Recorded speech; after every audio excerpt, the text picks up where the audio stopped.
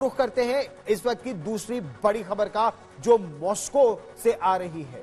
रणभूमि में बात पिछले 2.5 साल से चल रहे रूस और यूक्रेन के महायुद्ध की। रूस और यूक्रेन की रणभूमि में लगातार हालत और खराब होते जा रहे हैं। ताजा खबर जो समय आई है वो खासा चिंताजनक है। रूस की राजधानी मॉस्को में यूक्रेन ने अब तक का सबसे बड़ा ड्रोन हमला किया है। रूस में यूक्रेन ने 144 ड्रोन से हमला किया और इससे कई रिहायशी इलाकों में भारी क्षति पहुंची है। मॉस्को में यह हमला इस युद्ध का सबसे खतरनाक हमला माना जा रहा है। 144 ड्रोन एक साथ भेजे गए, खतरनाक है। इस युद्ध को बनाता जा रहा है। इस हमले का वीडियो भी सामने आया है जिसमें आगजनी से लेकर भारी तबाही साफ तौर पर नजर आ रही है। ये आप तस्वीरें देख रहे हैं इस समय मॉस्को के कई इलाकों में। ये देखिए, ये ताजा तस्वीरें जो आई ड्रोन हमले की। कुछ ड्रोन को तो निष्क्रिय कर दिया गया, लेकिन कुछ ड्रोन रिहायशी इमारतों से टकरा गए, जबरदस्त विस्फोट हुआ। ये अब तक का सबसे बड़ा हमला माना जा रहा है, मॉस्को में यूक्रेन का ड्रोन हमला। आप देख सकते हैं जो एयर डिफेंस सिस्टम है वो किस तरह से सभी ड्रोन्स को रोकने में नाकाम रहा।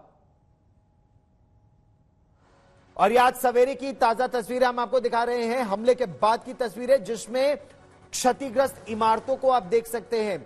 अब तक जो तस्वीरें आप आमतौर पर देखते आए हैं वो रूस की तरफ से यूक्रेन पर हमला होता था, लेकिन यह जबरदस्त पलटवार किया है यूक्रेन ने रूस पर। अब यहां पर जो जमीनी स्थिति है वो बेहद चिंताजनक होती जा रही है। क्यों? क्योंकि यूक्रेन के पास भी अब अत्याधुनिक ड्रोन है, हथियारों से लैस वो ड्रोन है, और यूक्रेन लंबी दूरी तक मार करने वाली मिसाइलें भी मांग रहा है। यूक्रेन लगातार यह कह रहा है कि उसके पास एक शक्ति है कि केवल कुर्स्क इलाके तक उसका हमला सीमित ना रहे और वो मॉस्को तक इस हमले को ले जाए। ड्रोन से हमला कर दिया है, मिसाइलों की मांग हो रही है। एक और बड़ी खबर इस समय आ रही है, रूस पर हुए हमले में सबसे जो बड़ा हमला हुआ है वो वनुकोवो के इलाके में हुआ है। डोमोडेवोरो और जुकोव्स्की जो वहां के हवाई अड्डे हैं उनको अस्थायी रूप से अब बंद कर दिया गया है। यानी रूस में हालात इतने खराब हो गए हैं, इतना बड़ा यह हमला हुआ कि रूस को अपने हवाई अड्डे बंद करने पड़े ताकि यह पता लगाया जा सके जो रेडार पर उसे विमान दिख रहे हैं ये उसके विमान हैं या फिर ड्रोन से हमला हो रहा है। एयर स्पेस बंद करना एक बहुत बड़ा कदम माना जाता है। रूस की सेना, उसका एक बयान सामने आया है।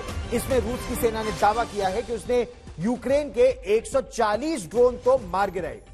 बड़ी बात यह कि रूस में अब तक ये सबसे बड़ा हमला बताया जा रहा है, लेकिन 4 ड्रोन फिर भी हमला करने में सफल हुए।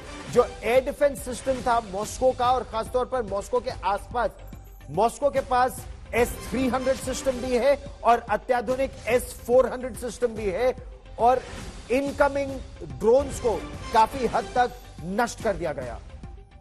रूस और यूक्रेन के बीच जो भीषण युद्ध चल रहा है, एक दूसरे पर वार और पलटवार, इसको अब 2.5 साल बीत गए हैं, लेकिन यह खत्म होने का नाम ही नहीं ले रहा।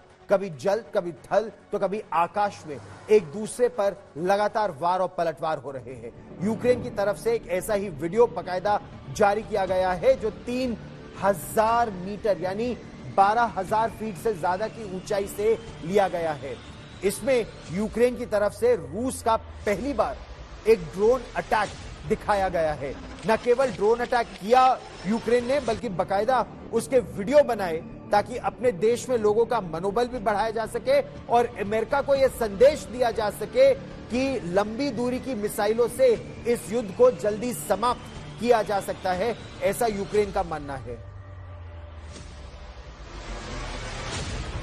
राष्ट्रपति ज़ेलेंस्की जो हैं वो लगातार ऐसी मिसाइलों की मांग कर रहे हैं जो मॉस्को तक वार कर सके। और इस भीषण होते युद्ध के बीच भारत की लगातार कोशिश यह है कि किसी भी तरह इस युद्ध को रुकवाया जाए, और भारत जी जान से इसमें जुटा हुआ है। बात बिगड़ी अंदेशा यह है कि परमाणु युद्ध तक जा सकती है, तीसरा विश्व युद्ध छिड़ सकता है। इसीलिए भारत लगातार शांति का प्रयास कर रहा है। रूस के राष्ट्रपति व्लादिमीर पुतिन कह चुके हैं कि यूक्रेन के साथ जो जंग है, अगर इसे रोकना है तो भारत ही सबसे भरोसेमंद वो देश है। और इसी बीच भारत के जो राष्ट्रीय सुरक्षा सलाहकार है अजीत डोभाल, वो रूस के दौरे पर हैं। यूक्रेन युद्ध को रोकने के लिए भारत की तरफ से कई कदम उठाए गए हैं। बातचीत का दौर दोनों तरफ से जारी है। आपको याद होगा, सबसे पहले प्रधानमंत्री नरेंद्र मोदी मॉस्को गए थे, वहां उन्होंने राष्ट्रपति पुतिन से बात की। फिर वो यूक्रेन गए, वहां उन्होंने राष्ट्रपति ज़ेलेंस्की से बात की। अब राष्ट्रीय सुरक्षा सलाहकार अजीत डोभाल रूस और यूक्रेन की लड़ाई को किस तरह सुलझाया जा सकता है, इस पर बातचीत कर रहे हैं। राष्ट्रीय सुरक्षा सलाहकार के स्तर पर कयास इस तरह के लगाए जा रहे हैं कि एनएसए अजीत डोभाल रूस के एनएसए और वहां के राष्ट्रपति व्लादिमीर पुतिन से भी मिल सकते हैं और राष्ट्रपति व्लादिमीर पुतिन के लिए प्रधानमंत्री नरेंद्र मोदी की तरफ से कोई संदेश है तो वो उन्हें उसके बारे में बताएंगे। राष्ट्रपति पुतिन के साथ इटली के जो प्रधानमंत्री हैं जॉर्जिया मेलोनी, उन्हें भी लगता है कि रूस और यूक्रेन के युद्ध को रोकने में भारत एक बहुत महत्वपूर्ण भूमिका निभा सकता है। इधर भारत के विदेश मंत्री डॉक्टर एस जयशंकर, उन्होंने सऊदी अरेबिया में रूस के विदेश मंत्री सरगई लावरोव से मुलाकात की है। बैठक में भाग लेने के लिए दोनों ही नेता सऊदी अरब की राजधानी में है। गल्फ कोऑपरेशन काउंसिल की बैठक में दोनों ही विदेश मंत्रियों की बहुत महत्वपूर्ण मुलाकात भी हुई।